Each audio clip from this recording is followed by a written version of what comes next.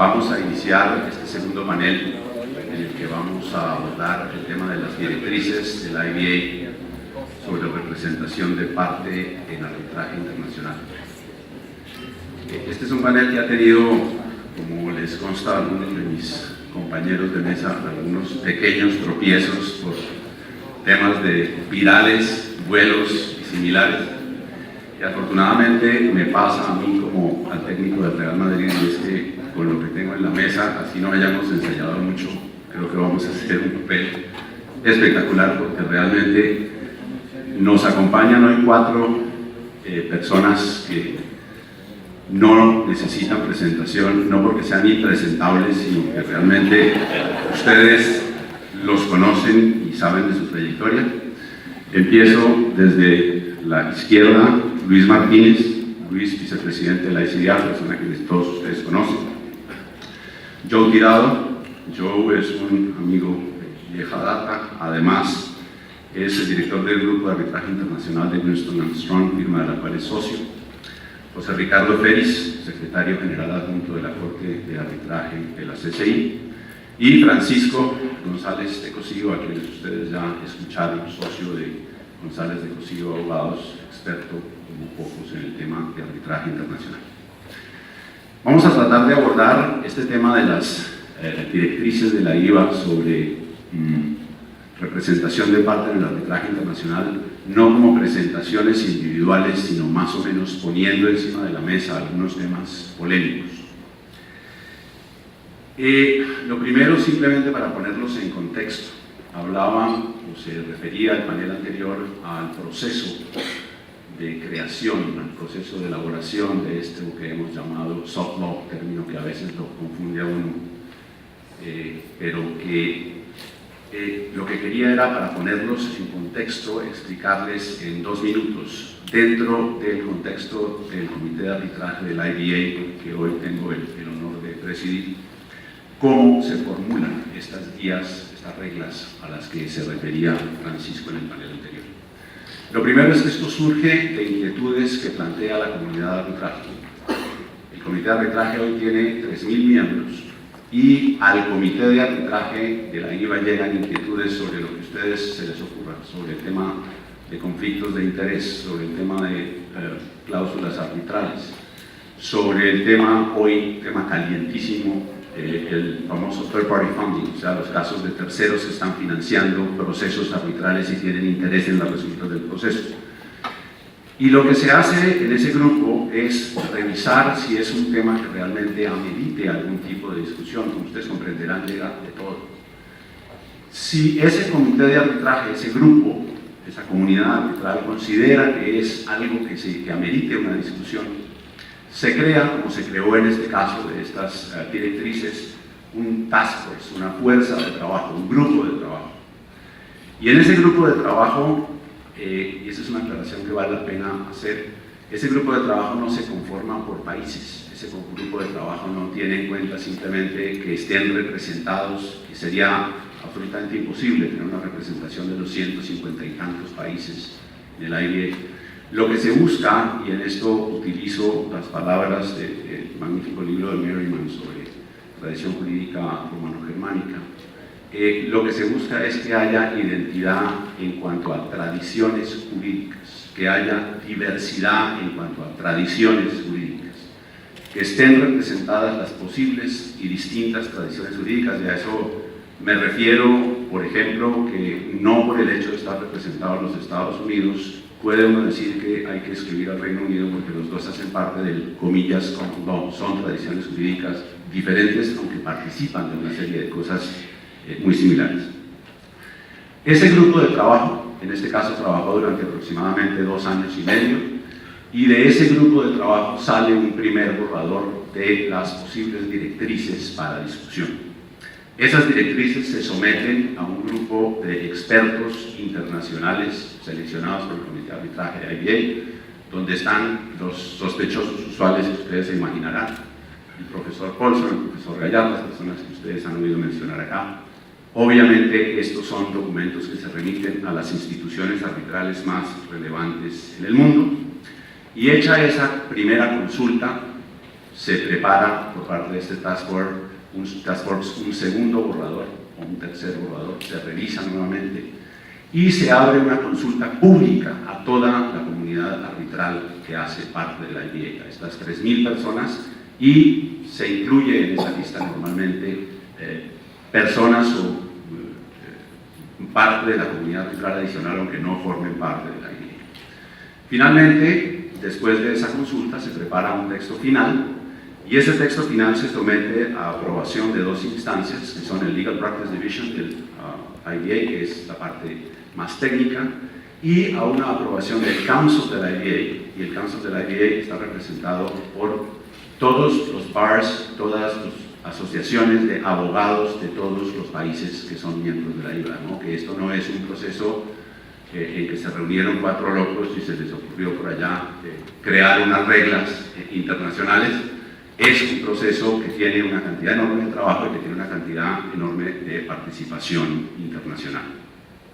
Estos guidelines particularmente fueron adoptados por IBA el 25 de mayo de 2013, de manera que es un conjunto de directrices que están calientes, que están encima de la mesa y que lo que intentan de alguna manera abordar es el tema de la conducta profesional del abogado y la representación de parte en el arbitraje internacional. ¿Por qué? Porque había una serie de dudas, y aquí vamos ya a entrar en materia, sobre cuáles eran los estándares que deberían regir la conducta del abogado en el arbitraje internacional. ¿Eran sus propias reglas de conducta, las reglas de ética profesional del país donde el abogado tiene su tarjeta profesional o su licencia? ¿Son las reglas del país de la sede? ¿Son las reglas de la ley acordada por las partes como ley del arbitraje? ¿Cuáles son los estándares de comportamiento que deben regir ese comportamiento de los abogados? Y la primera pregunta que yo quisiera hacerle al panel en este contexto es la siguiente. Se ha dicho que el texto de las directrices de la IBA refleja solamente la visión y la práctica del llamado mundo anglosajón y que no tiene en cuenta, esa es lo que hacemos siempre de alguna manera en América Latina, es que no tiene en cuenta las particularidades de América Latina. Yo cuando digo esa frase me pregunto a veces si es que América Latina no forma parte del mundo y que tenemos que tener unas particularidades especiales pensadas para nosotros. Francisco, te votaría a ti esa primera pregunta. Si tú que has mirado, revisado esas directrices, ¿crees que realmente es una cosa totalmente anglosajona o son unas directrices que tienen aplicación para el mundo, América Latina incluida? Se ha dicho que hay una americanización del arbitraje. Yo contesto a ese comentario que no es una americanización, sino es una darwinización. Y es que las prácticas locales más inteligentes y más propicias para lograr propósitos distintos, un gran ejemplo es el Discovery, se filtran hacia arriba, vía aceptación por éxito, por meritocracia, y se adoptan internacionalmente.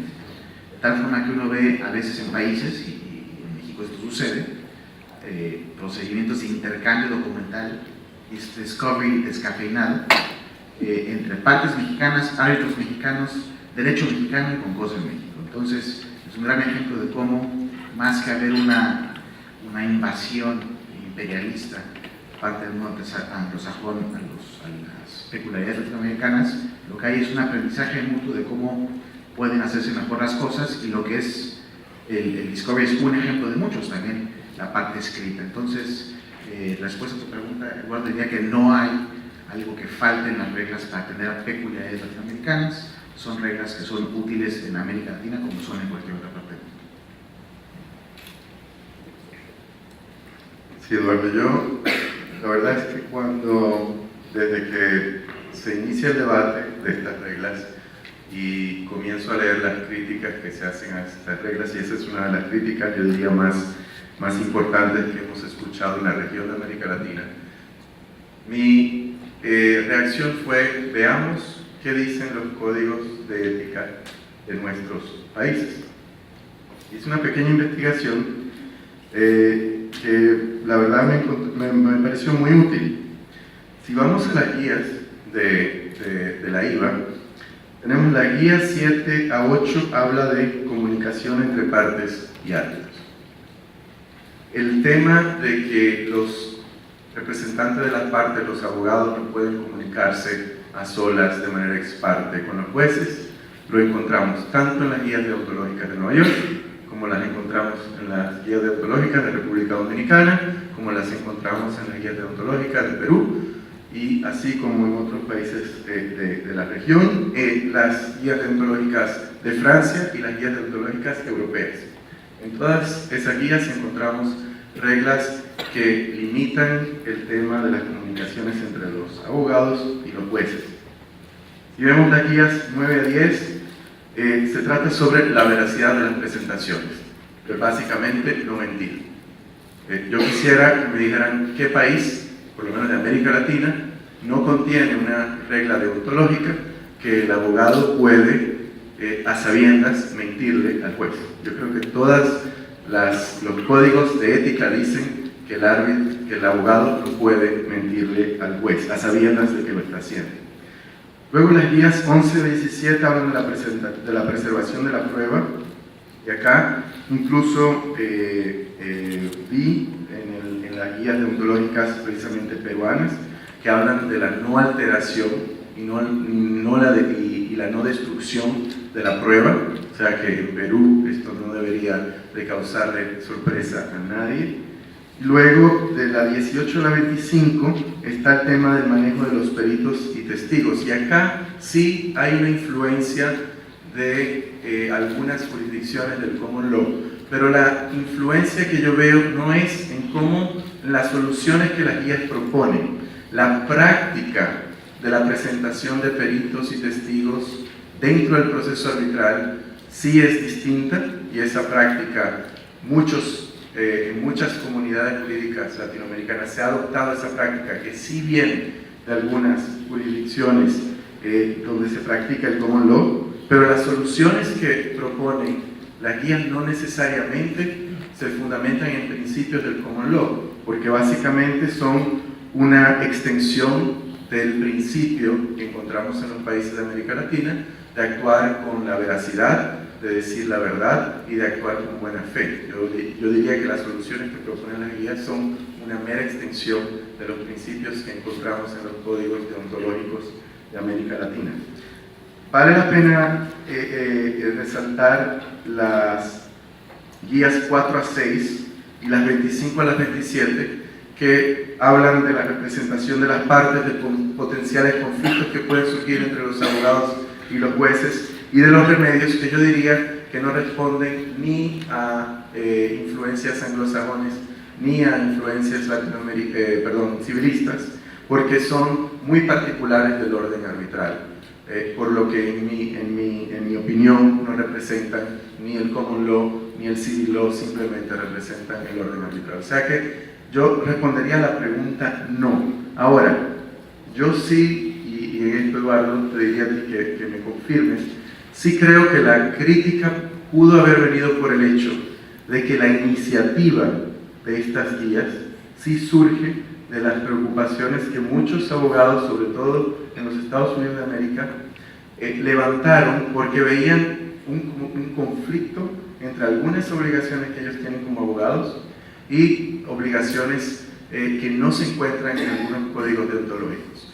Y en esto quiero hacer referencia a la regla 3.3A2 del Código de Ética de Nueva York, que habla de la obligación de un abogado de, si la otra parte no ha producido una autoridad que es perjudicial a la posición que él representa, él debe de ofrecer.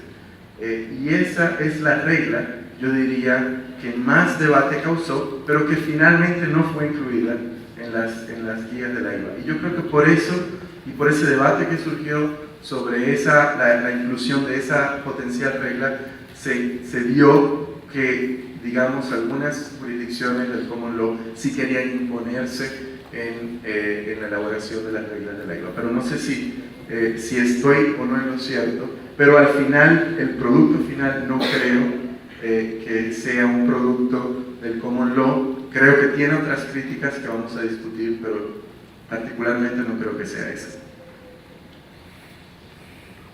Sí, la respuesta a lo que acaba de plantear Ricardo es exactamente sí. El planteamiento original vino más de las jurisdicciones, primero de Estados Unidos, claramente, de las firmas americanas, y segundo, de una diferencia enorme que se veía entre los estándares de comportamiento de unas jurisdicciones y otras, que ponían eventualmente a una parte o a un abogado en una desventaja grande. Temas como, por ejemplo, que lo vamos a ver ahora más adelante, el profesor Ricardo lo mencionó, el tema de la parte que nombra a un abogado para crearle conflicto a un árbitro. Y eso era una cuestión que en algunas jurisdicciones, lamentablemente, es una práctica perfectamente común. Quieren destruir al tribunal y lo que hacen es nombrar un abogado que cree un conflicto con uno de los árbitros y, sobre texto, la libertad de las partes de elegir su tribunal, tratan de que sea el árbitro quien tenga que dejar el cargo. Eso por una parte. Y por otra, como lo menciona José Ricardo muy bien, hay una serie de deberes, este duty of candor, el hecho de, imagínense ustedes lo que puede ser para un abogado latinoamericano tener que buscar no solamente la doctrina y la jurisprudencia que favorece su caso, sino la que lo desfavorece y entregársela al árbitro como una obligación.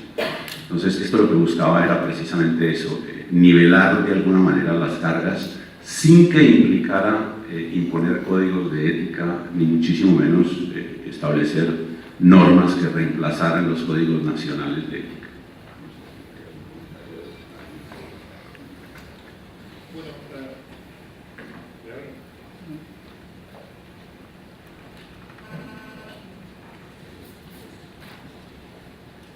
Bueno, primero, muchísimas gracias otra vez a los organizadores, es un placer estar aquí con ustedes.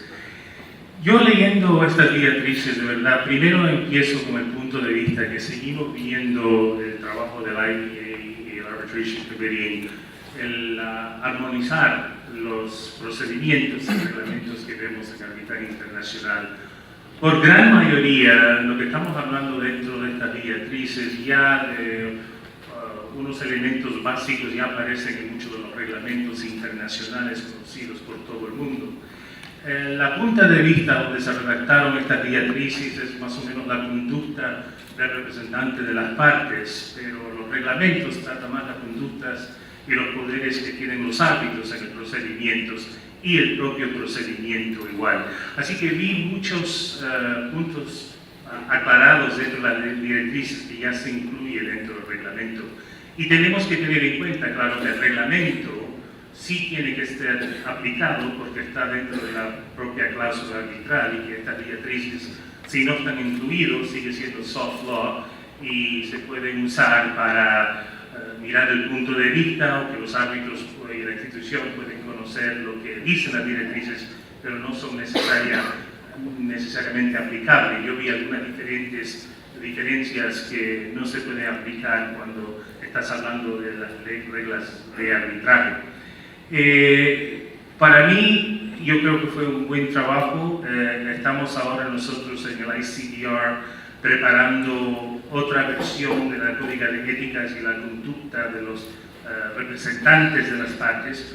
Como saben, en nuestros casos, los árbitros firman un juramento que van a aplicar el Código de Éticas de la AAA y el APA y el reglamento, así que ellos tienen que cumplir con esos dos documentos cuando están llevando a cabo su papel de árbitro. Y ahora estamos viendo qué son las importancias de directrices como estas cuando hicimos el cambio de nuestro reglamento que tomó efecto el 1 de junio. Uno de los artículos más importantes que de verdad es complementario a lo que está incluido en las directrices y yo creo que es un artículo importantísimo, es el nuevo artículo 20.6 que redactamos en el nuevo reglamento,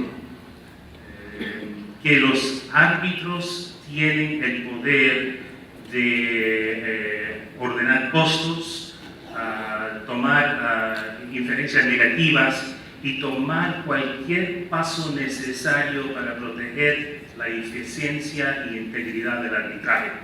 Y eso está dentro del propio reglamento y refleja el punto más importante central de esas directrices que tenemos como institución administradoras, el deber de proteger nuestros laudos, nuestro proceso arbitral. Ahora, por otro lado, a veces me preocupa de mucho formalismo, estoy viendo la flexibilidad del proceso arbitral disminuyendo y no sé hasta cierto punto cuánto impacto de tanto soft law al fin del día va a impactar el formalismo del arbitraje internacional. Pero al fin del día la idea de estamos tratando de proteger la inocencia e integridad del proceso es importante y algo que sí se está creciendo mucho.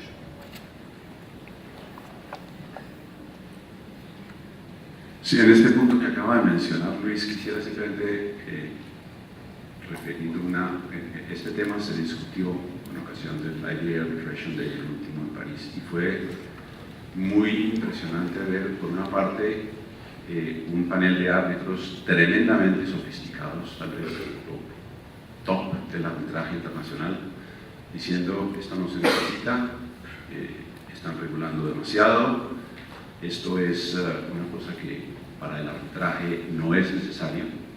Y por el otro lado, directores de centros de arbitraje de Europa del Este y directores del Centro de Arbitraje de América Latina diciendo gracias, porque esto nivela el arbitraje y esto nos pone en unas reglas de juego que más o menos todos podamos entender. Y eso es simplemente el resultado de que el arbitraje, como tal vez se mencionó en ese momento, no es hoy el reino de un grupo pequeño, sino es un arbitraje globalizado y ya no es un mecanismo alternativo de resolución de conflictos, sino es, por lo menos a nivel internacional, el mecanismo de resolución de conflictos, y eso implica una variación importante en esta materia. No sé si hay algún comentario sobre este primer punto para pasar a otro segundo punto. Sí, yo, claro. Muchas gracias, Eduardo. Primero quiero agradecer a Roger y sus colegas tener esa oportunidad de volver a Lima de nuevo. Siempre es una buena cosa volver acá. Y teniendo en cuenta de que soy uno de los pocos representantes del mundo anglosajón, supongo que tengo que andar un poco con cuidado con lo que digo ahora, pero yo diría, sin duda, de que la respuesta a la pregunta es seguramente no, y lo digo por dos razones principales, pero la primera tal vez es un poco obvio, pero primero el equipo de la IVA consistió de muchos miembros que son latinoamericanos, incluso nuestro querido presidente que está al lado mío, y también hay otros miembros del equipo que también forman parte de ese equipo. Entonces había la influencia latinoamericana estaba allí, y yo también diría que incluso en el mundo, el dicho mundo anglosajón, también tenemos nuestras diferencias. Francisco ha comentado sobre el tema hot, caliente de Discovery. Yo diría que nuestros primos norteamericanos tienen una tendencia mucho más amplia, tal vez más agresiva para el Discovery que nosotros en Inglaterra, pero para nuestros colegas en el continente de Europa, las jurisdicciones civiles, es mucho más amplia que en esas jurisdicciones. Y también, como vamos a ver dentro de muy poco, en el tema de la representación de los testigos, también una gran diferencia. En los Estados Unidos siempre están mucho más acostumbrados como dicen, coach los testigos, mientras nosotros tenemos en el Reino Unido por lo menos una cierta sensibilidad para, sí, preparamos los testigos, pero eso de coach es una diferencia que ha sido muy diferente. Pero también, como comentó Francisco al principio, efectivamente, como muchas de las normas o las directrices de la IVA es para intentar encontrar un compromiso global, y creo que eso es lo que han intentado y han conseguido con este guía. Un comentario breve, Eduardo. ¿Regular o no regular? Esa es la pregunta. Y en relación con el debate que mencionabas en París en febrero, después de verlo me atrevo a aseverar que posiblemente es el tema más controvertido que ha habido en los últimos años en el arbitraje. Es impactante ver personas de la talla intelectual que tú mencionas, y cómo son amigos, son practicantes de la misma tradición y sofisticación, y difieren enérgicamente sobre lo que unos llaman legislativismo y otros dicen que es necesario dar el paso. Y si alguien quiere abundar sobre esto, en la página de internet YouTube, en London School of Economics, Jan Kleinheister-Kamp participó en una presentación de un libro extraordinario que se llama The Game of Arbitration. En la última media hora hay un debate acalorado sensacional entre Johnny Leader y Toby Landau sobre el tema. Y muestra dos cosas. Uno es lo democráticos que somos, que es IBA en este tema. Y segundo, un debido reconocimiento que le damos a Eduardo Zuleta y Alexis Moore por la titánica labor que hicieron de poder sacar esto. Gracias. Muchas gracias, Francisco. Uno de los temas, aunque a mucha gente le parezca extraordinario, que se discutió con más ahínco y con más énfasis y que generó mayor controversia en la elaboración de estas directrices fue: ¿puede una parte hablar con el árbitro? Y si puede, ¿cuándo, cómo y de qué? Y eso que parece para algunas tradiciones jurídicas una respuesta simple, generó desde la visión de yo con mi árbitro puedo hablar de lo que quiera, cuando quiera y en todo momento, hasta yo no puedo hablar con el árbitro nunca y el árbitro lo debe nombrar la institución y en ese momento yo tengo que dejar de hablarle al señor y tratarlo como si fuera la suegra a quien odio durante los días o meses o años que dure el arbitraje. Las guías en sus reglas 7 y 8 establecieron unos principios sobre qué se puede y qué no se puede hablar con el árbitro. Y le dirigiría en primer lugar la pregunta a José Ricardo: ¿de qué se puede hablar con el árbitro? ¿De qué no? ¿Cuándo? ¿Cómo? Sí, Eduardo, me voy a permitir primero hablar realmente de lo que traen las nuevas guías, pero segundo, te voy a pedir permiso para hacer algunas observaciones un tanto críticas sobre lo que yo veo en estas guías. Las guías, como toda compilación de guías o de reglas o de sugerencias y recomendaciones, traen una regla general y luego unas excepciones.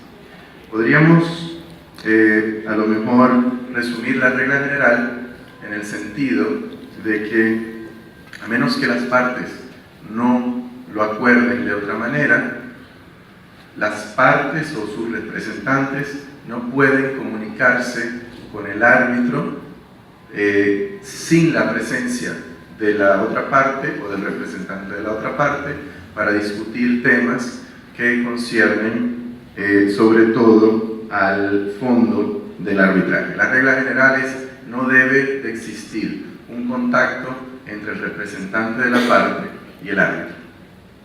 Pero luego, como toda regla, tiene que tener excepciones para que confirmen dicha regla. Y ahí viene la regla número 8, que nos dice básicamente que hay algunas excepciones, todas las cuales conciernen al momento en el que se está constituyendo el tribunal arbitral. Y dice que no es, o más bien que no sería impropio que un representante de una parte se comunique con el árbitro al cual esa parte va a designar para discutir sobre temas de disponibilidad, potenciales conflictos de interés y no más de ahí temas prácticamente logísticos sobre el la potencial designación por esa parte de dicho árbitro. También dice que no sería impropio que el abogado se comunique o el representante de la parte se comunique con el potencial, con ese árbitro ya designado para discutir la designación del presidente del tribunal arbitral, si estamos hablando de un tribunal de 3 miembros. Y también dice que no sería impropio que ese abogado se comunique con el candidato a presidente para hacerle las preguntas que él ya le hizo al árbitro que él designó. Pero dice que se debe de comunicar cuestiones generales al arbitraje, cuestiones de potenciales conflictos de intereses, etcétera, etcétera. Esas son las únicas excepciones que encontramos en la regla.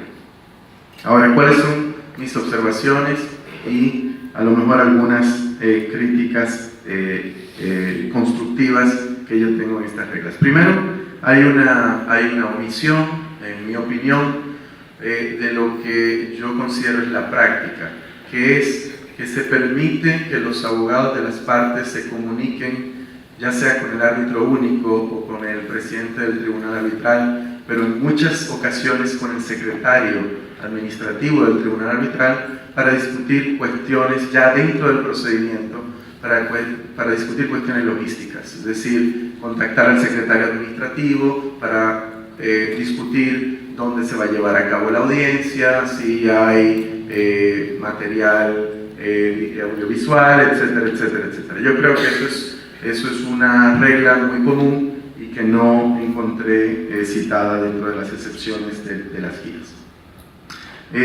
Ahora bien, ¿cuáles son mis comentarios? Estas guías son una novedad en materia de deontología. Mi respuesta es no. Yo vengo de la República Dominicana, el artículo 58 y 62 del Código de Ética de los Abogados de la República Dominicana establece muy claramente que los abogados de las partes no pueden reunirse de manera privada con el juez para discutir el caso.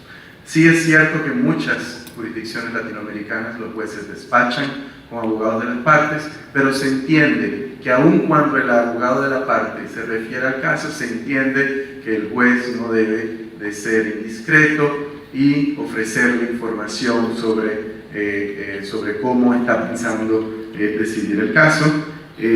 También lo mismo encontramos en el artículo 5 del Código Deontológico francés, el artículo 6 del Código Deontológico Europeo y la regla 3.5 del Código de Conducta de Nueva York. O sea, seleccioné algunos diferentes códigos donde esas reglas están claramente establecidas. Ahora bien, en materia deontológica no creo que sea una novedad. ¿Es una novedad en materia arbitral? Tampoco lo considero. Si vemos el artículo 3 del reglamento de la CCI, lo dice claramente que todos los escritos y demás comunicaciones, es decir, prácticamente todas las comunicaciones dentro del proceso, se deben de presentar con copias, no solamente para el tribunal arbitral, para la secretaría, pero también para todas las partes. Es decir, que todo lo que se comunica en el proceso debe ser comunicado también a las contrapartes, lo que implica claramente que no hayan comunicaciones ex parte con el tribunal arbitral. Lo mismo encontré en el Código de Ética de la Cámara de Comercio de Lima, que habla de la neutralidad y la discreción de los árbitros, pero Royal podrá corregirme, y en el Código de Ética de la ICDR, que supongo Luis hará algunos comentarios sobre ese código. Entonces, mi conclusión es, esas reglas de la IVA para mí no son ninguna novedad. Pero la pregunta es, si no es una novedad, por lo menos ayuda a resolver el problema. ¿Cuál es el problema?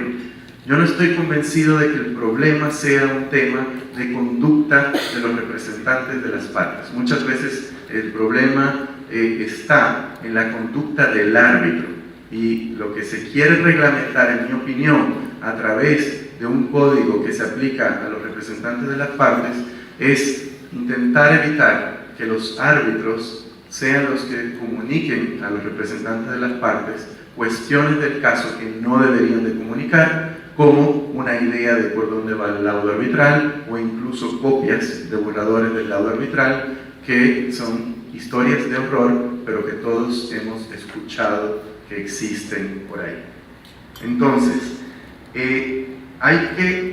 si lo que queremos es reglamentar la conducta del árbitro, mi pregunta es, ¿se debe reglamentar eso? Y mi respuesta es, me parece que no. Me parece que ya el tema está hartamente reglamentado, ya que tanto el código de la el reglamento de la ICDR, de la CCI, de la Cámara de Comercio de Lima, reglamentan cuáles son las obligaciones de los árbitros, de imparcialidad, de independencia, de tratar a las partes con igualdad. No creo que se necesite mayor reglamentación en ese sentido.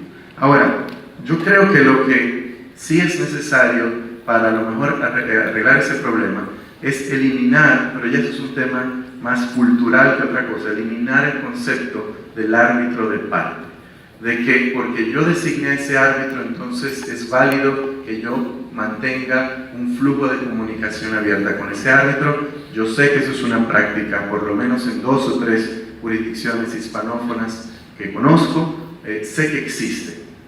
Ahora, existe esa práctica, pero quiere decir que esa práctica existe porque las partes entienden que eso es una conducta apropiada. La respuesta es no. Todo el que hace esa práctica lo hace no de manera transparente, sino lo hace sabiendo que eso no es una conducta apropiada. Y lo hacen a sabiendas de que se están violando normas del reglamento que son vinculantes para las partes. Entonces, vamos a arreglar esa práctica con guías no vinculantes, como son las guías de la IVA. Me parece que probablemente la respuesta sea no. Mi último comentario es entonces de qué sirven estas guías, y la respuesta podría estar en el adagio de que lo que abunda no daña.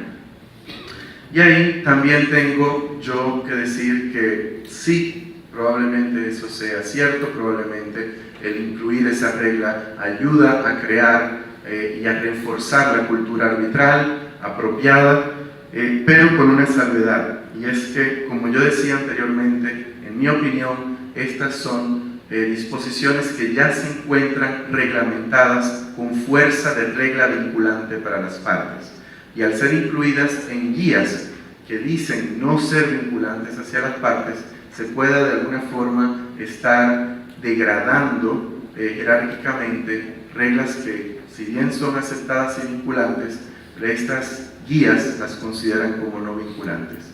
Pero fuera de ahí, de nuevo, me parece que ayudan estas guías a reforzar lo que son las buenas prácticas arbitrales que todos debemos decir. Muchas gracias, Ricardo. Luis. Pues sí, de verdad comparto, estoy de acuerdo con los puntos mencionados por Ricardo. Estamos ahora hablando de las comunicaciones con la parte representante y los árbitros. Y primero, cuando uno examina estas diatrices, tenemos que primero pensar cuándo se crean estas comunicaciones, y estamos hablando durante el proceso de nombramiento. Pero las diatrices no contemplan otras maneras de nombrar su árbitro que no usan, claro, las comunicaciones directas, y eso es el sistema de lista. Por ejemplo, bajo el reglamento que usamos nosotros, cuando las partes no pactan cualquier otra cosa, el sistema que se usa es el sistema de lista, que se convoca una llamada con las partes, se les pide qué tipo de árbitro desean ver en la lista, cuáles son las calificaciones, cuál es su experiencia, idioma, lo que sea. La institución prepara la lista de árbitros, se la envía a las partes con sus currículums, y las partes ahí leen los currículums, objetan a cualquier árbitro que no quieren nombrar, y después nombran los árbitros que desean ver nombrados, en su caso, en su orden de preferencia, con el número 1 teniendo la preferencia más alta. Después las listas se las entregan a la institución, y la institución va pasando y ir invitando a los árbitros que tienen el número más alto, la preferencia más alta, sometido por las partes. Y ahí, en ese sistema, claro, no hay ningún contacto ex parte, no hay comunicaciones con los árbitros. Y claro, esto sale todo por el debate ya de los últimos años. Seguimos viendo el tema de que si los árbitros nombrados por partes tienen mayor ejemplos de ser parcial por la parte que lo han nombrado. Tenemos el debate de Jan Paulsen, Albert Jan Vandenberg, a donde estudiaron varios años de laudos, a donde incluyeron una decisión salvo a voto de la CCI y CIADI y vieron que un porcentaje altísimo, más del 90%, en esas decisiones, esos lados que tenían la decisión salvo a voto, fueron la mayoría redactados por árbitros nombrados por las partes. Y claro, la conclusión es que estos árbitros tienen un interés en, por ejemplo, adelantar la posición por la parte que los nombró. Hay otros profesores como Charlie Brower que ha escrito que no puede llegar a esa conclusión porque, claro, en un arbitraje, el árbitro nombrado por la parte puede ser claramente imparcial, independiente y a lo mejor está redactando una decisión salvo voto porque no está de acuerdo con la mayoría en el caso de arbitraje. Teniendo el punto de vista que llevo yo, sentado en la silla del administrador, yo tengo otro punto de vista sobre el proceso porque tengo la ventaja de no solamente tener la decisión y el laudo, pero tengo la conducta del árbitro del inicio al final. Y sí, yo comparto con la posición que yo, viendo la conducta entera, donde el árbitro a lo mejor demora, el árbitro a lo mejor durante las audiencias hace preguntas para adelantar un punto de la parte que le nombró, aparte de eso redacta una decisión salvo voto, he llegado a la conclusión que hay una cierta porcentaje de árbitros internacionales en el mundo a donde sí se puede cuestionar si son verdaderamente imparciales e independientes, pero por otro lado, no es para mí un problema por todos los árbitros nombrados por partes, porque hay muchos de gran fama que pueden ser imparciales e independientes sin ningún problema. Ahora, poniendo ese punto aparte, he hablado con árbitros también muy bien conocidos que a veces cuando están ahí en las audiencias y a lo mejor quieren hacer una pregunta, a veces le entra en su pensamiento una pausa que si hago esta pregunta va a estropear o va a ser en contra del caso de la parte que me nombró, y es casi normal que una persona tenga ese pensamiento porque ya él, claro, fue nombrado y tienen una relación. Y bueno, yo creo que hay que tener, y siempre he tenido mucha preocupación sobre el nivel de las conversaciones cuando estamos hablando del nombramiento. Es claro que el reglamento del ICDR pone muy claramente qué se debe de hablar cuando estás considerando nombrar su árbitro, y más o menos lo que pone estas directrices: se debe de hablar de la naturaleza, se debe de hablar de la controversia, la idoneidad de los árbitros, su experiencia, que sean imparcial, independiente y su disponibilidad. Puntos muy claros. Nunca se debe de hablar con un árbitro que están contemplando que va a ser presidente del tribunal, no se debe tener ninguna conversación ex partes, y eso es una provisión, el artículo 13 que lo pone muy claro la decisión. Y lo que vemos en la práctica, y esto queda claro y creo que todos podemos estar de acuerdo, en estos casos de arbitraje internacional que involucran millones de dólares, compañías, empresas, son casos, ya sabemos, importantísimos. Y ya sabemos que la parte que pierde los casos también va a tratar de buscar cualquier manera, si es posible, porque claro, sabemos que la Convención de Nueva York lo hace muy difícil para anular un lado, pero trata de buscar a lo mejor una manera de establecer que el árbitro no fue imparcial, independiente, a lo mejor no hizo alguna revelación que tenía que hacer, eso llega después la parcialidad evidente, como en los casos en los Estados Unidos, y ahí tratas de atacar el laudo. Por eso, las instituciones hacen todo lo posible para proteger que sus laudos no sean anulados. No hay nada peor para un administrador a oír en estas conferencias que su laudo fue anulado, sobre todo por una falta como esta, falta de imparcialidad e independencia. Así que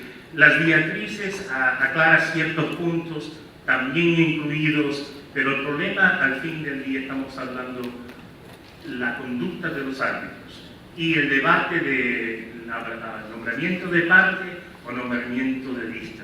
Yo quedo convencido, y claro, trabajo con una institución que usa este sistema, pero quiero convencido que ofrece más protección al proceso arbitral, el sistema de lista, y no tenemos este problema de las comunicaciones.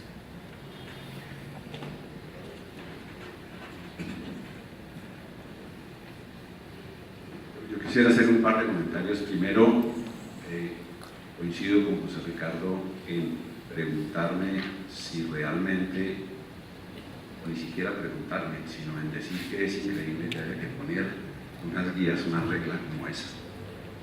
Sin embargo, cuando se dio el debate interno, nos encontramos con dos situaciones que fueron bastante sorpresivas. Y probablemente, como todo, se haya debido a la composición del Task Force, al momento en que se discutió las circunstancias. Pero nos encontramos con dos cosas muy llamativas. La primera, que había y hay jurisdicciones en América Latina, digamos hispanoparlantes, y algunas jurisdicciones en Asia, donde la conversación con el árbitro sobre todos los temas divinos y humanos es perfectamente permitida y es pan de todos los días. Y lo segundo, que hay jurisdicciones en donde o el reglamento no dice nada y son reglamentos internacionales o que pretenden ser internacionales, algunos verdaderamente internacionales, que no dicen nada sobre si puede la parte conversar con el árbitro o no. Hay un caso que yo conozco donde las partes intercambiaron escritos durante 6 meses sobre si podían o no hablar con el árbitro que habían designado para nombrar presidente del tribunal. Y escritos iban y venían sobre esa discusión. Y lo segundo, el tema del contacto de los árbitros de la parte con el árbitro para designar el presidente del tribunal.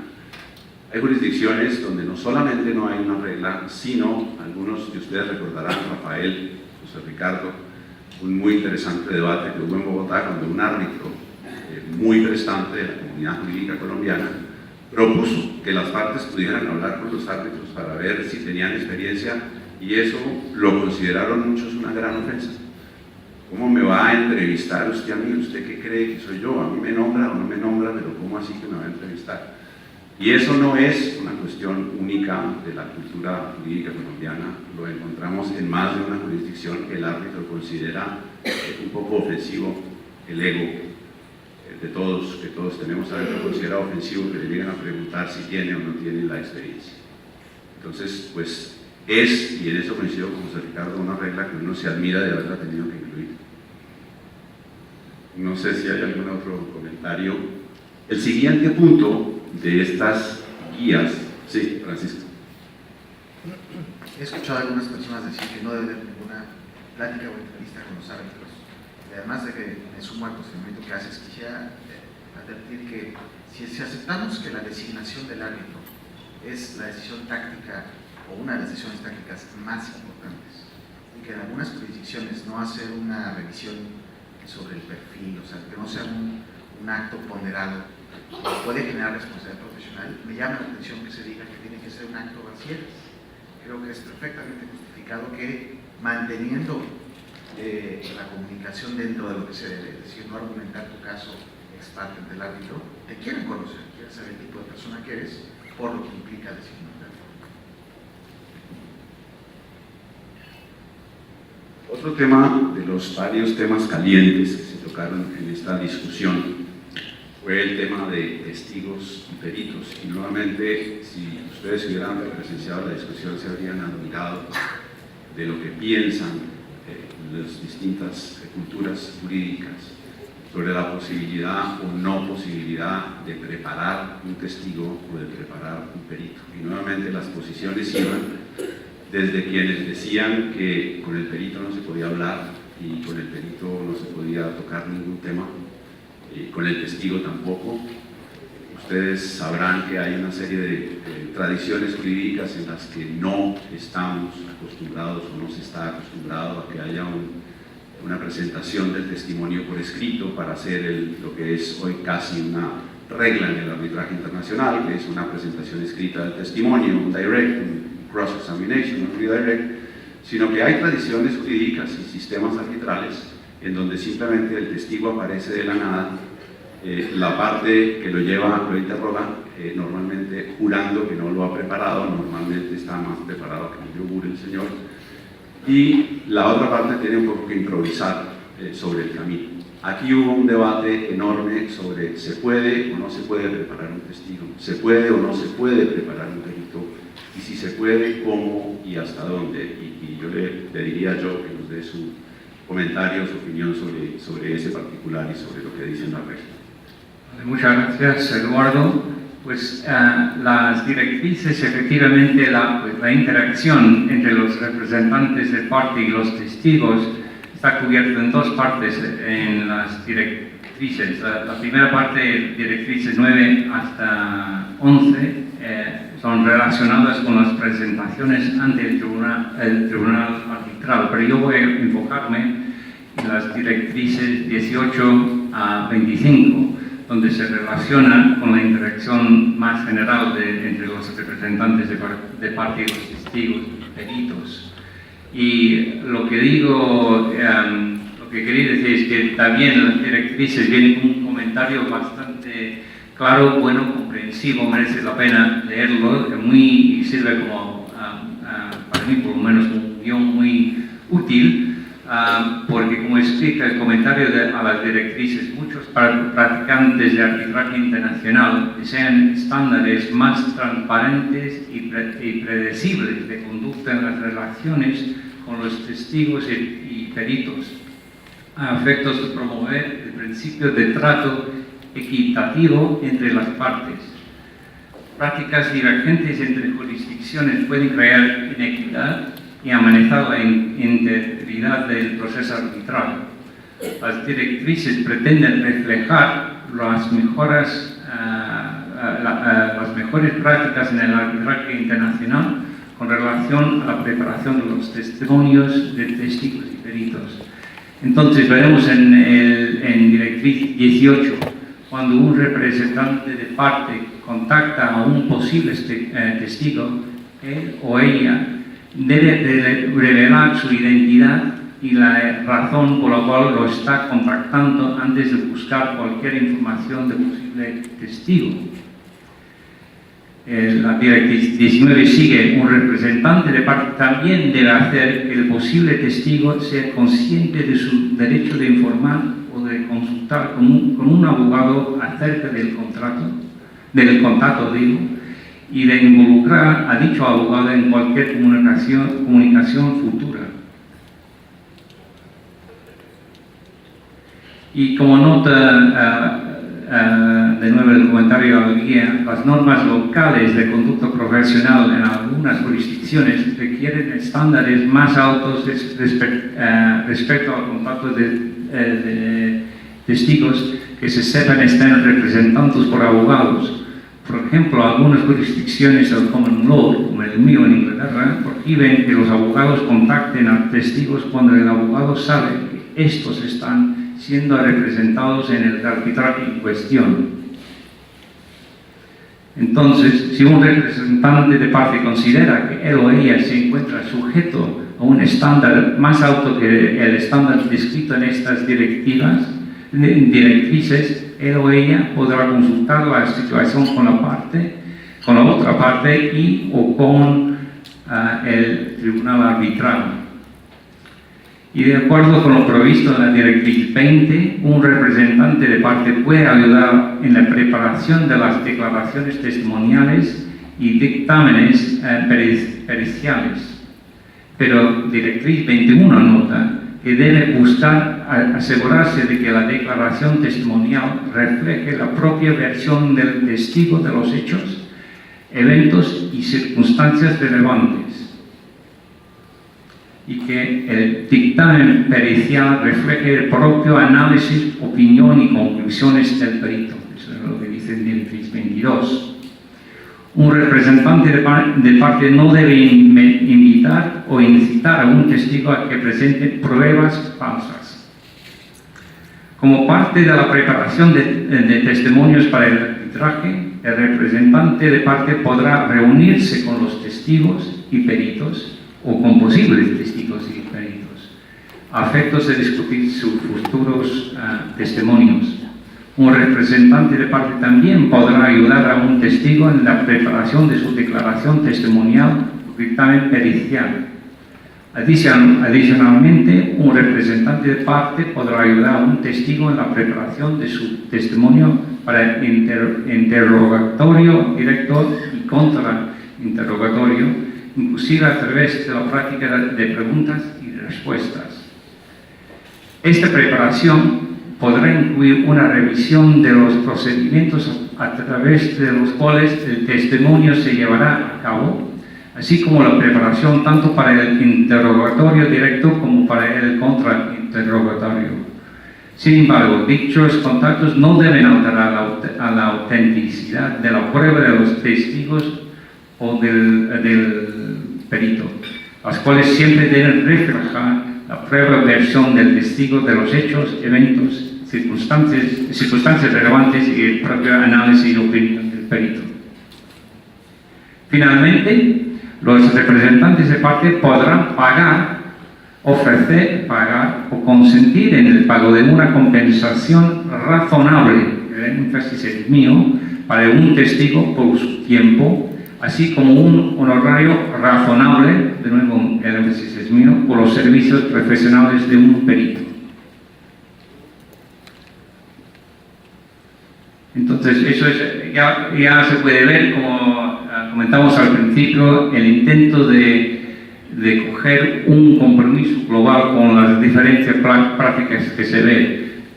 Y concluyo mis comentarios solo para decir y hacer una pequeña propaganda para las nuevas normas de la Corte Internacional de Arbitraje de Londres, la LCIA, que acaban de revisar sus normas y van a entrar en vigor a partir del día 1 de octubre, para decir que son los primeros efectivamente para tomar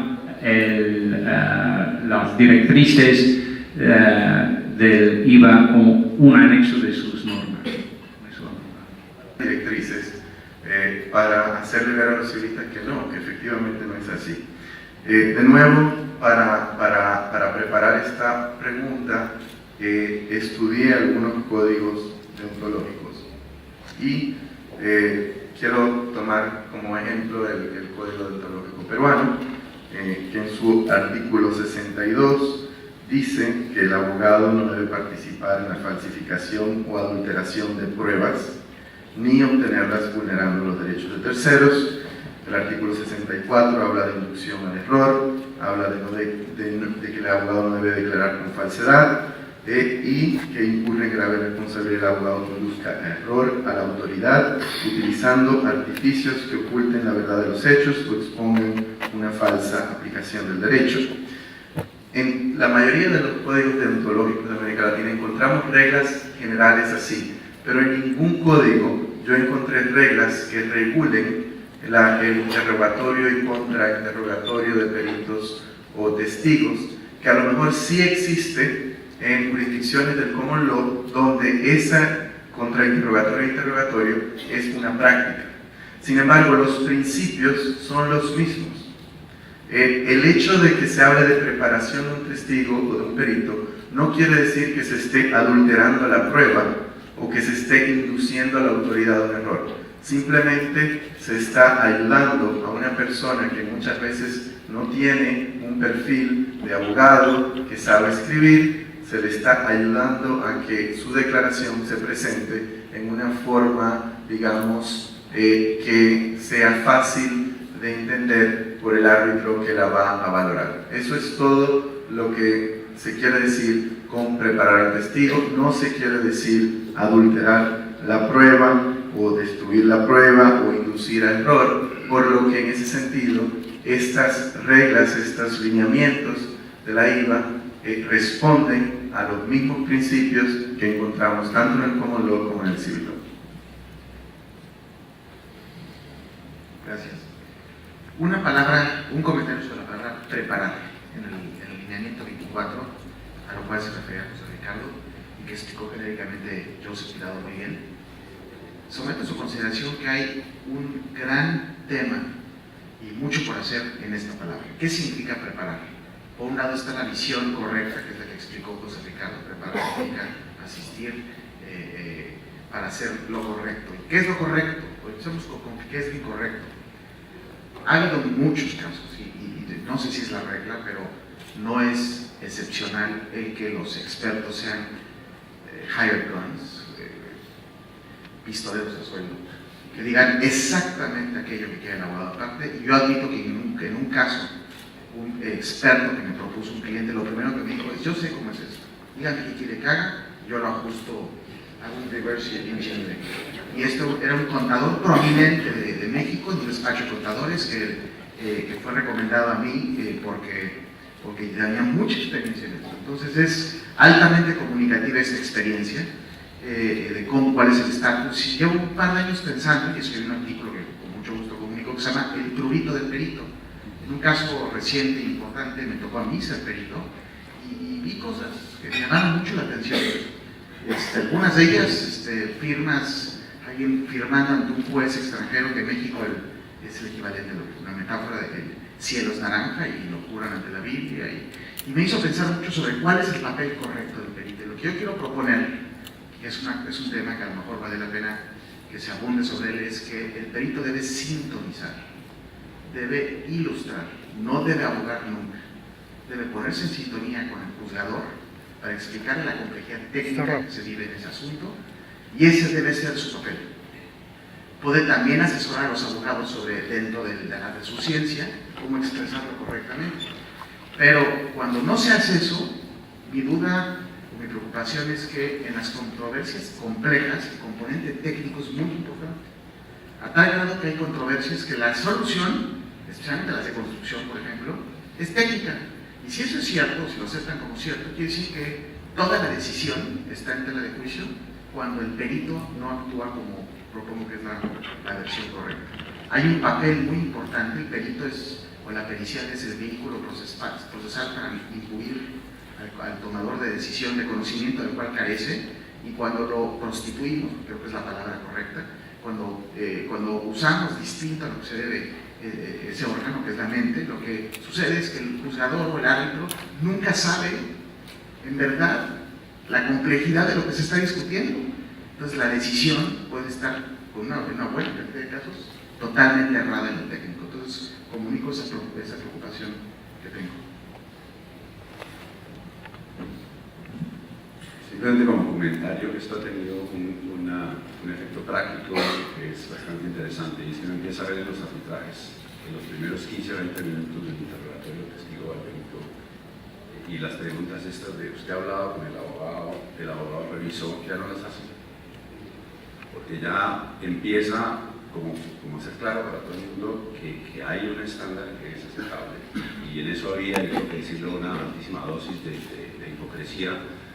Todos sabíamos como árbitros o como partes que el testigo interactuaba de alguna manera con el abogado, el perito interactuaba con el abogado, por 1000 razones, desde las que menciona Francisco hasta la necesidad obvia, y el comentario a la directriz 24 lo reconoce. Pues hay un perito que puede ser extraordinariamente bueno como técnico y físicamente morirse del susto de ir a hablar ante un tribunal, y me parece que sería una irresponsabilidad de la parte que está llevando ese perito no enseñarle cómo se comporta un tribunal, no enseñarle cómo se comporta una audiencia. De manera que en esto lo que he visto yo ya desde el punto de vista práctico en este último año es que toda esa línea de preguntas tratando de demostrar que es que el abogado había hablado con el perito, las están obviando. Inclusive los peritos ponen y los testigos ponen en sus declaraciones de claro que este testimonio fue preparado en conjunto con la firma de abogados tal, pero que el testimonio es mío y refleja mi conocimiento de los hechos, punto, y nos ahorramos media hora de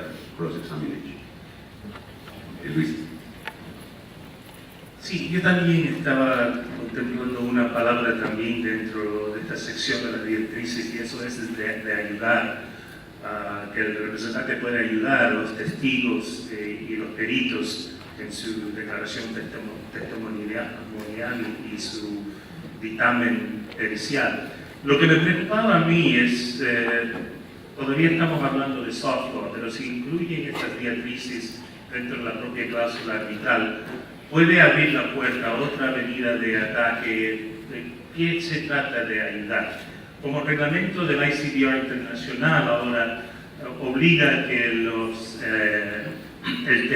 la declaración testimonial tiene que ser solamente firmado por el testigo. Y claro, la naturaleza es que eso debe de reflejar sus opiniones, pero no impide la ayuda, hasta qué nivel no se habla de qué es ayudar y qué papel juega el representante de las partes. Entonces yo siempre miro estos, el impacto de tiempos y costos, qué le va a hacer al proceso, y no estoy seguro, me imagino que esto está incluido aquí porque hay ciertas jurisdicciones a donde no está claro que el representante de la parte puede ayudar al testigo en preparar su testimonio escrito, no estoy seguro, pero yo creo que sí va a haber algunas preguntas sobre el nivel de qué es ayudar y hasta qué cierto punto es ayudar.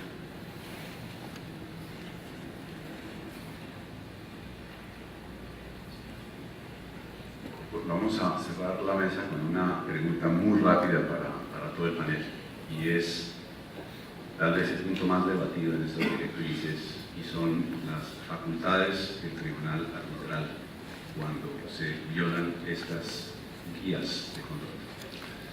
Una que ha sido muy debatida y multiplicada es la facultad que se le da, como lo mencionaba, al tribunal arbitral, de excluir al abogado de parte que entra y crea un conflicto con uno de los árbitros. Y lo segundo son las facultades que se le dan en la guía 26 de amonestar al representante, hacer inferencias, considerar la conducta para las costas o, y esta es la más polémica, tomar cualquier otra medida que sea necesaria a efectos de preservar la justicia e integridad del procedimiento. La pregunta es, ¿esas facultades que se dan al tribunal es demasiado o es muy poco? Hay quienes dicen que se ha debido dar al tribunal casi que unas facultades policiales, como las de cualquier autoridad en un bar en un país, y hay quienes dicen, se les fue la mano, ustedes no pueden darle a un tribunal arbitral semejantes facultades. Para 2 minutos cada uno, un comentario. Sí, estamos hablando, para ponerlo en el contexto de las directrices y aquellos que tienen una copia de ellas, de las directrices 25, 26 a 27, aunque como bien señala Eduardo hay una que es la más interesante, que no está contenida ahí, sino que está contenida en la guía, en la directriz número 5. Y veamos de qué se trata. El primero es de hacer inferencias negativas. Yo, y se lo comentaba Eduardo al principio del panel, yo sinceramente no entiendo por qué ese remedio está contenido como un remedio en contra de la conducta del representante de la parte.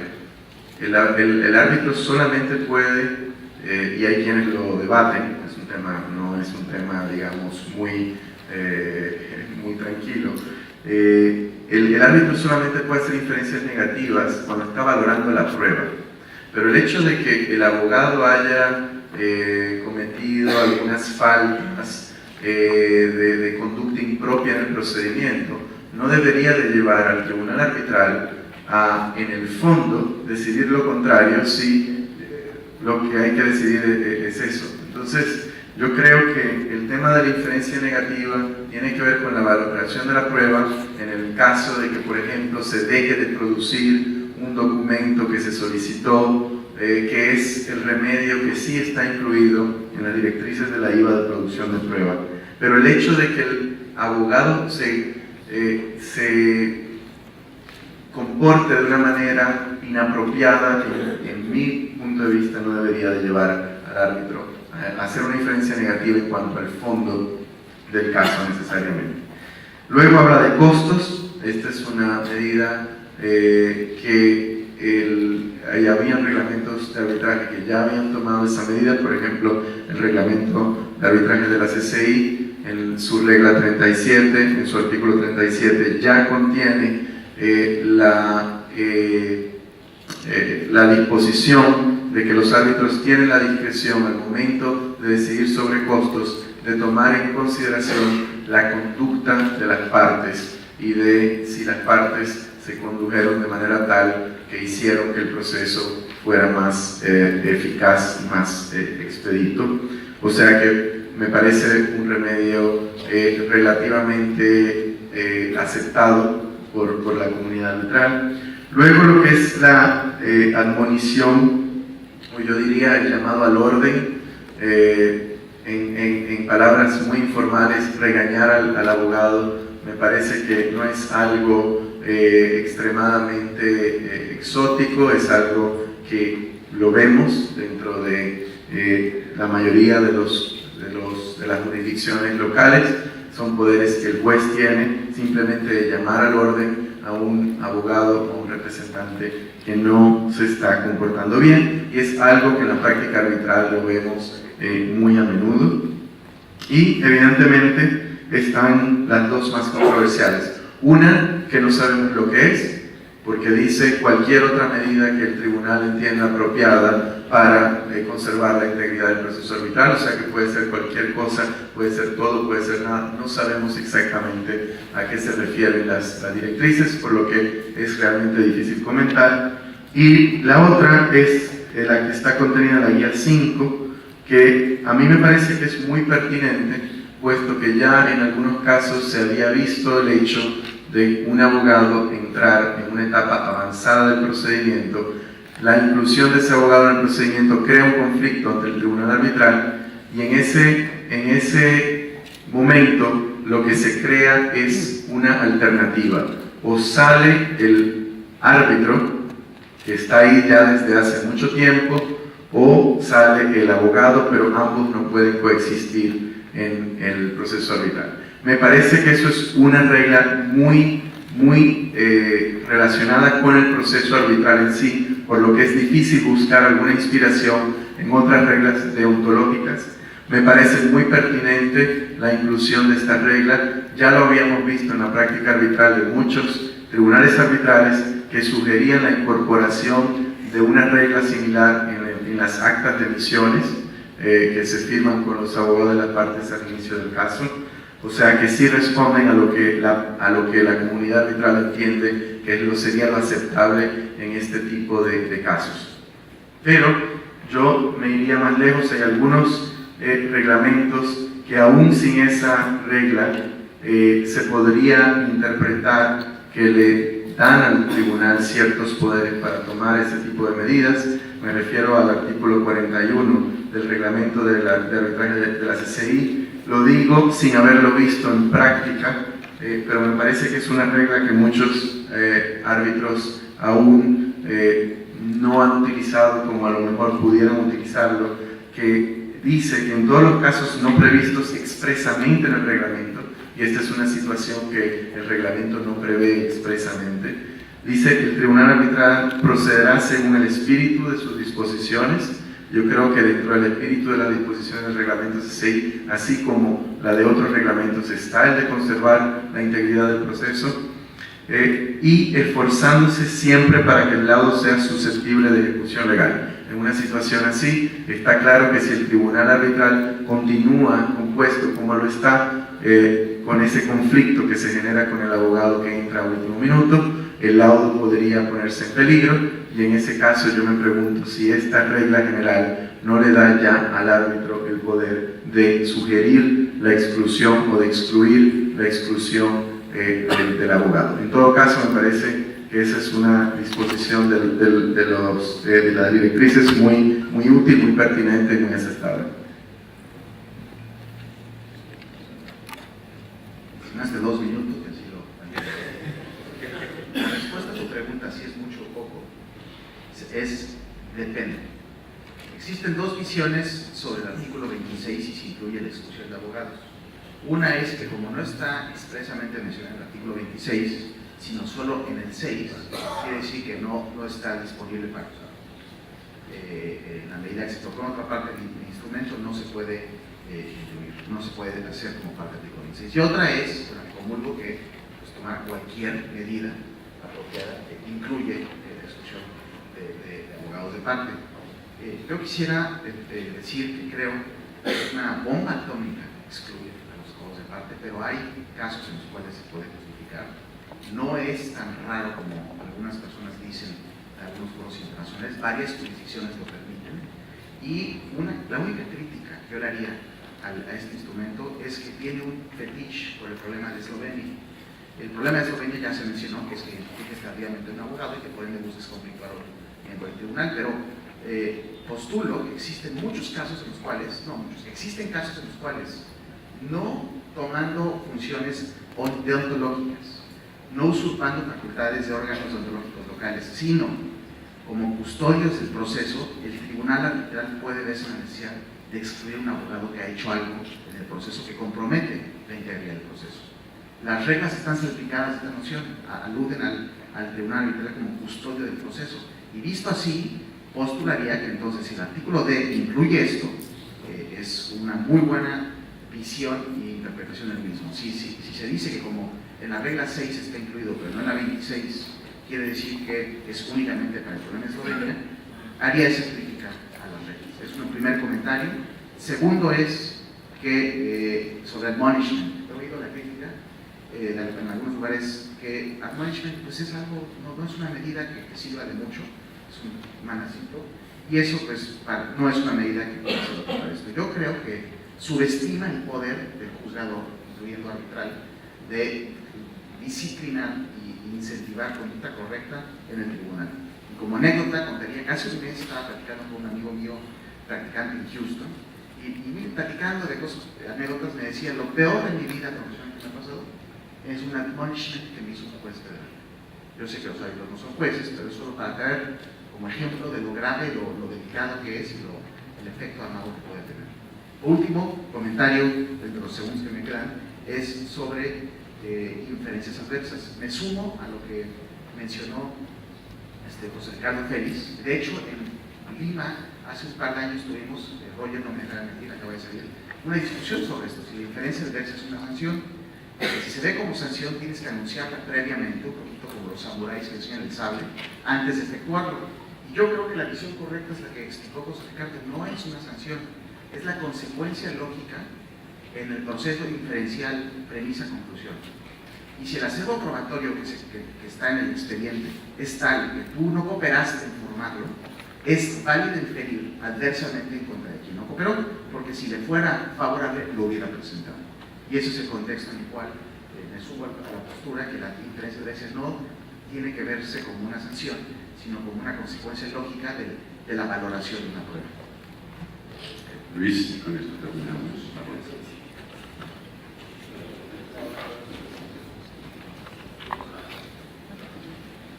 Bueno, solo 2 minutos que me permiten, y me acordé cuando estaba leyendo medidas contra conducta indebida, que debo de declarar que no estoy hablando para la institución sobre este punto, por si acaso.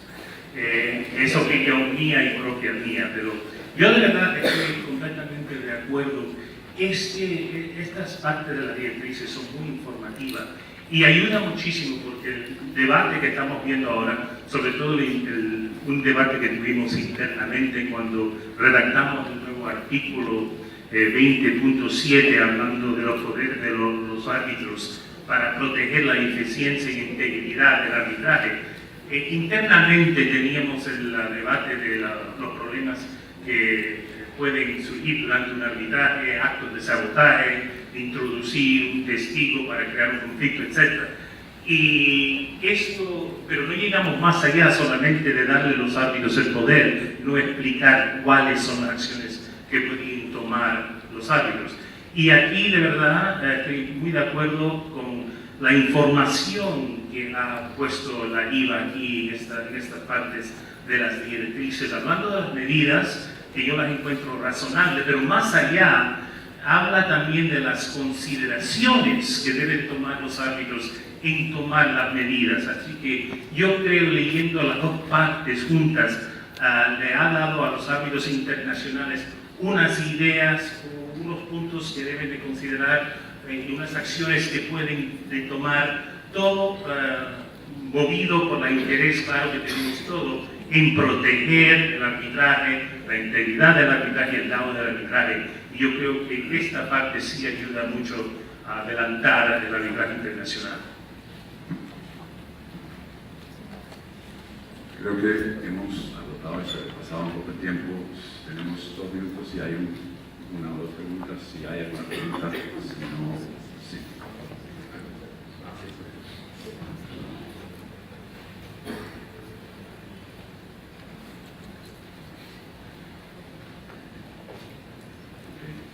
una primera pregunta que es la siguiente. ¿El inicio de acciones penales o constitucionales, anti-suit injunctions, contra los árbitros puede interpretarse como una inconducta en el marco de la guía?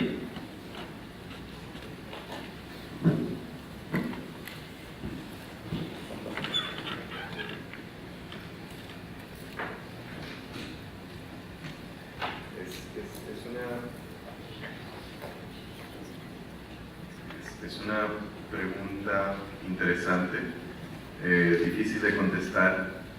Yo creo que en la medida de que la ley aplicable le permita a ese abogado o esa parte esas acciones, si están disponibles las acciones al abogado o a la parte por la ley aplicable, no se le puede penalizar al abogado de hacer uso de ellas.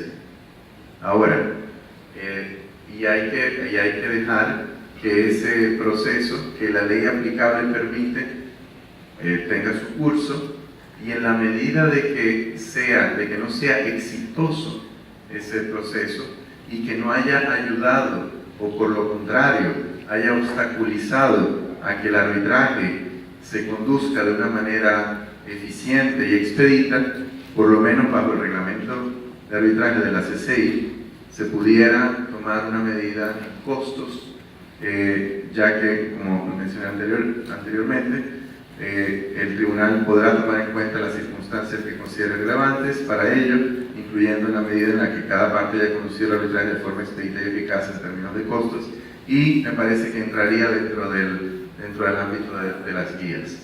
Pero únicamente habiendo ya agotado un procedimiento que le es disponible a un abogado o a una parte bajo la ley aplicable.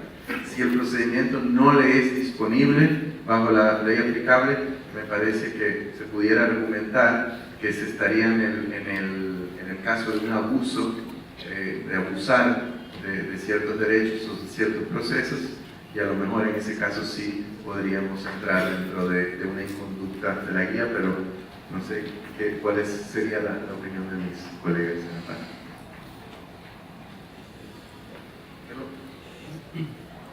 Creo que tienes razón. No sé si es una pregunta que admite generalización porque es casuista, y la licitud de la medida dependerá del derecho aplicable, incluido el pacto de las partes. Pero la pregunta que planteada, si conforme a los lineamientos sería ilícita, yo creo que tu respuesta es correcta, ¿no? Y la respuesta la pensé precisamente en el tema de los famosos amparos, que muchos se critican en las conferencias de arbitraje, pero que muchos de ellos están disponibles bajo la ley aplicable a las partes y a los abogados de las partes. Entonces, si tienes un recurso que te es disponible bajo el derecho aplicable, me parece que no se puede penalizar si tú haces uso de ellos. La pregunta es si abusas de ellos. Pero de todas maneras sería muy difícil para un tribunal, bajo estas guías que buscan es preservar la integridad del arbitraje, del proceso arbitral, que el tribunal fuera a sancionar de cualquier manera a un abogado porque intenta una acción judicial, es una acción intentada por fuera del arbitraje, y cuya legitimidad o no legitimidad le corresponde al juez competente para tomar la decisión. O sea, me parece que sería muy difícil para un tribunal decir que la acción penal o la acción constitucional es una conducta inapropiada cuando quien tiene que decidir sobre la legitimidad, validez o incluso temeridad de la acción pues es el juez competente ante quien se inició la acción. La segunda pregunta es si las guías de la IVA pueden ser aplicadas aun cuando no exista acuerdo de las partes. Ese es otro tema que está bastante discutido. La respuesta, si es que eso es una respuesta, está en la guía 1. Dice: las directrices se aplicarán en la medida en que las partes así lo acuerden, o el tribunal arbitral, después de consultarlo con las partes, desea recurrir a ellas habiendo establecido que tiene la autoridad para resolver sobre asuntos de representación de parte con el fin de asegurar la integridad y justicia de los procedimientos arbitrales. O sea, la respuesta general es no. La respuesta, el principio general es: las guías se aplican cuando las partes las hayan acordado. Ahí también hay un comentario práctico, y nos contaba el otro día en una reunión sobre estas directrices en uno de los chambers en Londres, varios árbitros nos contaban que han iniciado sus audiencias diciendo a las partes: ustedes están de acuerdo en que apliquemos estas directrices, y en el 99% de los casos nadie se atreve a decir que no, porque es una beceta, no obvio a veces, que la gran mayoría dicen, no se atreve a decir: mire, sí, pero exclúyame el tema de que no puedo decir mentiras, no. Entonces las partes las han ido aceptando, pero los tribunales, y ahí hay un par de decisiones, y Francisco hacía referencia a una de ellas, hay un par de decisiones, particularmente en casos sociales, en que los tribunales tuvieron que decidir si tenían o no la potestad en esos casos particulares de excluir el árbitro. De manera que si el tribunal encuentra que tiene la facultad, teniendo en cuenta el reglamento, la ley aplicable, etcétera, que tiene la facultad de tenerlas en cuenta, así lo hará. Me parece que sería una cuestión un poco excepcional. Pues iba a decir, recordarles, claro, que bajo las nuevas normas de la LCIA en Londres, el anexo está ya incluido en las normas, entonces habrá que contratar fuera de las normas si no quiere estar sujeto a las directrices que vienen con esas normas.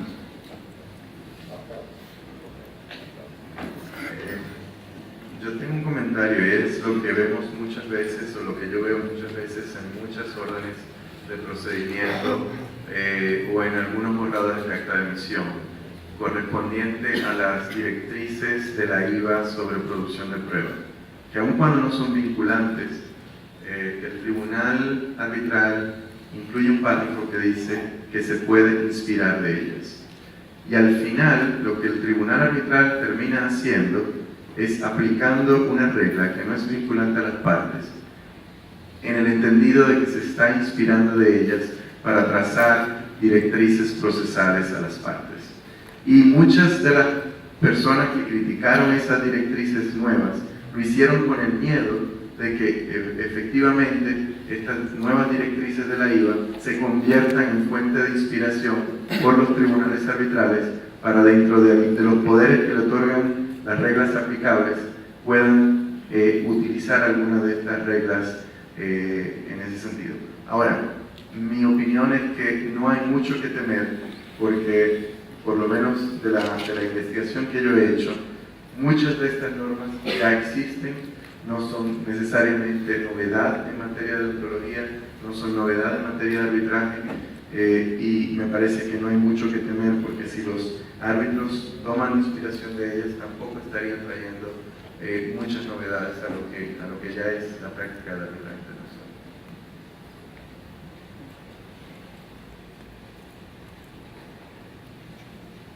La otra pregunta que nos plantean es: me gustaría un comentario de la mesa sobre la regla que permite el pago razonable a testigos, no a peritos. Esto es común, pero no a testigos, y en el Perú se vería muy mal pagarle a un testigo. Entonces, un comentario de la mesa sobre ese punto en particular. Creo que lo que dicen las guías hacen una diferencia, eso es un debate que existió. Las guías hacen una diferencia entre lo que se le paga al testigo, que es simplemente su tiempo, los pasajes y el desplazamiento, y lo que se le paga al perito, que es su expertise. Es una labor remunerada. Obviamente al testigo, si el testigo tiene que viajar, y si el testigo tiene que pagar un hotel, y si el testigo tiene que cubrir unos gastos, pues al testigo se le paga eso. Y si el testigo eventualmente, piensen ustedes, es un testigo que trabaja en una agencia de ventas y gana por comisión, pues su tiempo vale y hay que pagarle simplemente su tiempo. A diferencia del perito, a quien se le pagan unos honorarios por un concepto profesional, pero son dos cosas que creo que están en las vías radicalmente diferenciadas. No sé si hay alguna pregunta. Sí.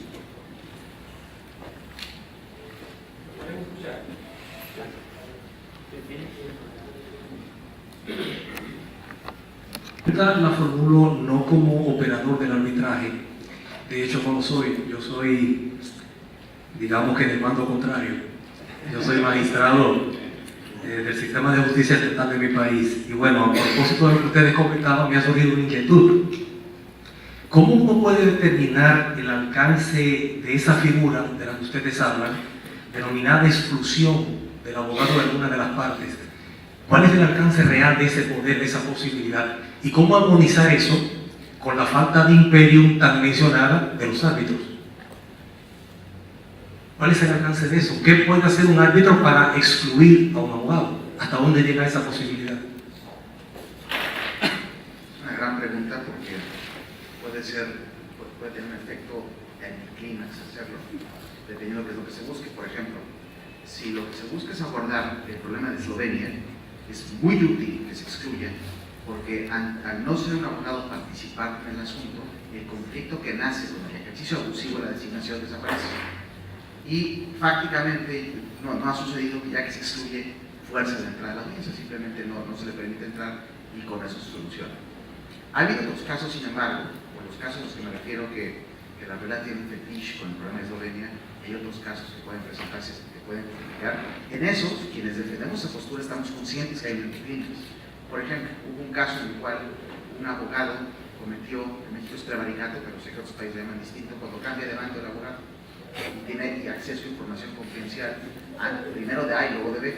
Ese caso, que yo viví un caso de eso muy lamentable, de la exclusión del abogado de B previo, sabíamos que aunque lo excluyeran, de todos modos le va a decir a los nuevos abogados. Entonces, sabíamos que era un anticlímax, pero el razonamiento que prevaleció ahí, que he platicado con varias personas, es que por lo menos la persona A, que ese es el asunto de su vida, que se está jugando todo en ese arbitraje, no le está viendo la cara al abogado anterior que le confió toda su información confidencial y que luego está sentado por la mesa. Es lo menos que uno puede hacer. Ahora, con respecto al tema de coerción, yo no he sabido de ningún caso de un abogado que es excluido y que insista físicamente en regresar, pero creo que sería fácil tomar medidas para corregirlo. Y comunico un caso en el cual en México hubo había tanta animadversión entre los abogados de las partes que por interrupciones casi llegan a los puños. Y el presidente del tribunal le dijo a la siguiente persona que interrumpa, se le va a invitar a que se vaya y que no regrese nunca. De ahí en adelante fue el primer día de la audiencia, una audiencia de 5 días, todos se portaron maravillosamente bien. Y ese presidente fui yo, y me fue muy difícil porque los abogados eran amigos míos.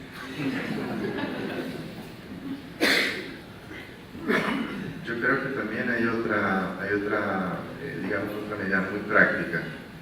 Y es, yo diría, bueno, primero, la decisión de un tribunal arbitral para excluir un abogado tiene que ser suficientemente fundamentada en las reglas aplicables.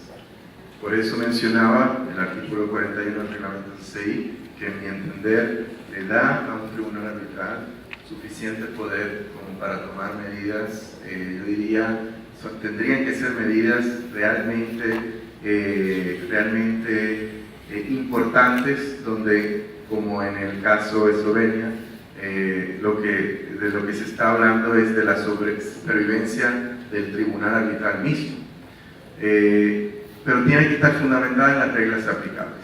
Si hay una decisión de un tribunal arbitral fundamentada en las reglas aplicables y que el tribunal entiende que si esa situación continúa, se está poniendo en riesgo la validez del laudo, y hay una parte que insiste en mantener esa situación, lo que está haciendo es poniendo en riesgo el laudo del cual esa parte se quiere finalmente beneficiar. O sea que también la parte tendría que considerar si continúa o no continúa con esa situación, ya que podría poner en riesgo el resultado del cual ella misma se quiere beneficiar. Y ahí entrarían los magistrados a tomar un rol importante en ese debate.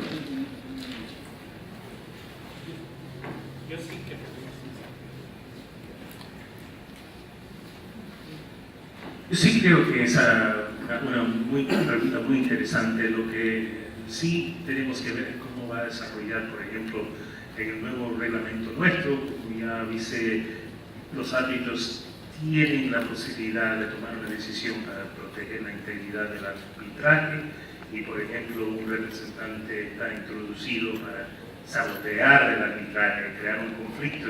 Yo creo que en esa instancia los árbitros sí tienen el derecho. Pero veremos a ver cómo estas decisiones van a ser decididas por los tribunales ordinarios. Por ejemplo, bajo las leyes de los estados de Nueva York, la mayoría te dice que los árbitros no tienen la capacidad de mover o de eliminar abogados de parte, así que van a tener que mirar cómo van a aplicar estos reglamentos. La decisión es una decisión muy dramática y vamos a ver cómo está aplicado por las Cortes Ordinarias. Eduardo, un comentario muy breve, si puedo. Para asegurarle un poco, espero por lo menos, yo veo que estas circunstancias son muy pocas en la realidad. El caso de eso que hemos escuchado era un problema muy típico inglés, dado nuestro sistema de barristers y solicitors, y efectivamente era un caso que debería haber ocurrido, y en ese caso no había ninguna sugerencia de que había de verdad una falta de independencia o imparcialidad, pero el tribunal arbitral podía reconocer que había la posible apariencia de una falta de independencia y imparcialidad. Entonces yo veo, en realidad no, esas circunstancias pueden ocurrir de nuevo, pero son muy pocas. Sí, aquí siguiendo el comentario que se hace Ricardo, me parece que el tribunal tiene, esto es una medida extrema, es una medida seria, de excluir al abogado de Baluarte no es simplemente la palmadita y la sanción, es una sanción seria. Y aquí el tribunal, y eso es lo que sugieren las directrices, tiene que balancear la necesidad de preservar la integridad del arbitraje, el derecho de la parte a tener el abogado que elija, la preservación del laudo, como lo decíamos explicar. Tiene que balancear esas tres cosas y ver qué es lo que está en riesgo. Obviamente por el prurito de sacar a un abogado no puede poner en riesgo el laudo, pero tampoco lo puede poner en riesgo simplemente por el temor de no excluir un abogado que claramente está creando un conflicto, pero tiene que mirar cuál es la ley aplicable y qué efectos tiene eso en el laudo final. Creo que con esto cerramos la mesa. Yo creo que un gran aplauso para los panelistas.